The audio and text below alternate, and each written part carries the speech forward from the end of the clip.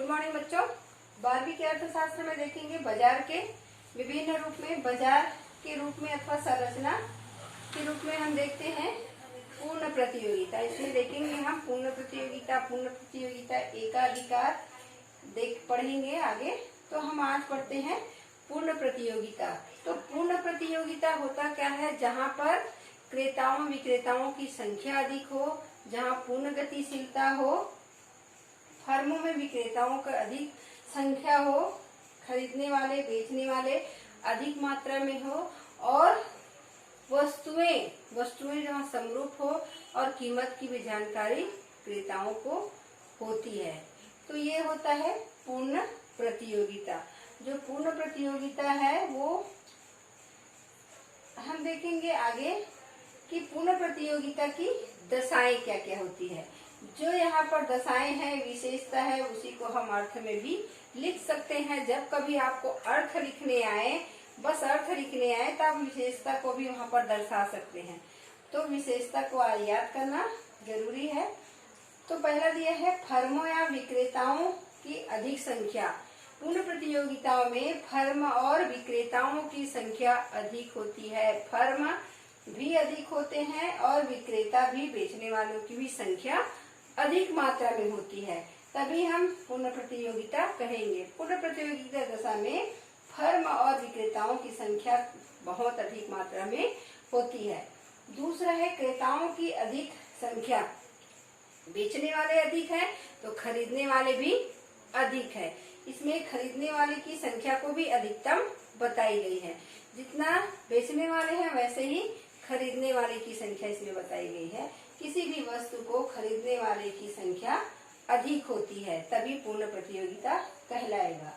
समरूप वस्तुएं, जिस बाजार में हम खरीदने जा रहे हैं या पूर्ण प्रतियोगिता बाजार में वस्तुओं की जो वस्तुएं बिकती है वो सभी वस्तुएं एक समान होती है। नमूने में, ग्रेड में, क्वालिटी में किसी प्रकार का कोई अंतर नहीं होता, क्योंकि सबका कीमत एक समान है। तो सभी दिखने में, क्वालिटी में सब समरूप होते हैं। पूर्ण प्रतियोगिता में वस्तु की क्वालिटी, वस्तु की दिखने में सब एक समान होती है। पूर्ण ज्ञान। पूर्ण प्रतियोगिता में क्रेता को वस्तुओं का पूर्ण ज्ञान होता है, उसकी कीमत का पूर्ण ज्ञान होता है।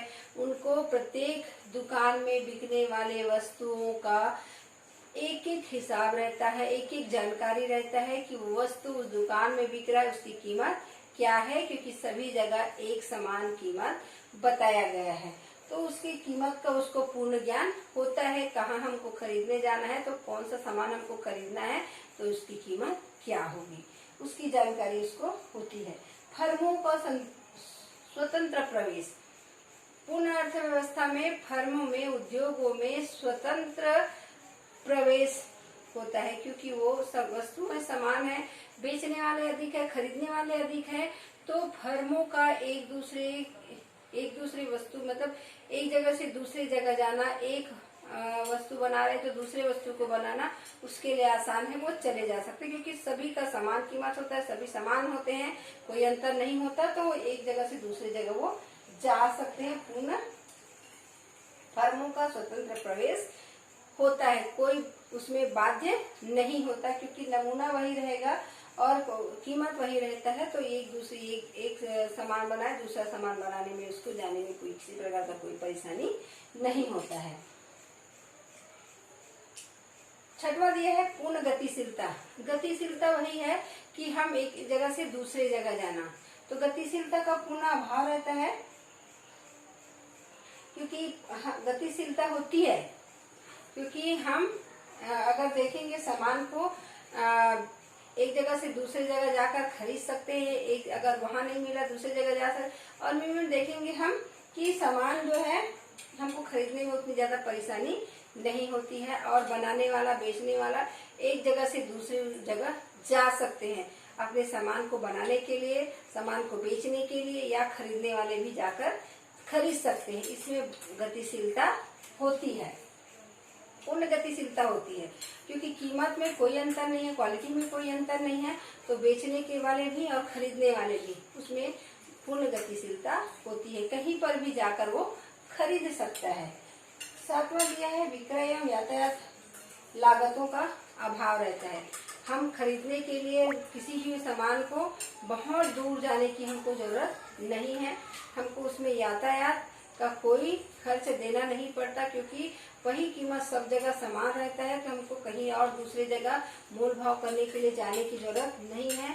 वही कीमत में हमको पास में वो वस्तु मिल जाता है, तो हम पास में खरीद लेते हैं। उसके लिए हमको और कहीं दूर भटकने की आवश्यकता नहीं है, उसमें यातायात खर्च करने की जरूरत नहीं होती, लागत कम आता है, क्योंकि हमको कहीं पर भी ले वो वस्तु एक ही कीमत पर हमको मिल जाती है, कहीं और इधर उधर भटकने की आवश्यकता नहीं है, तो यातायात का खर्च उसमें कम होता है।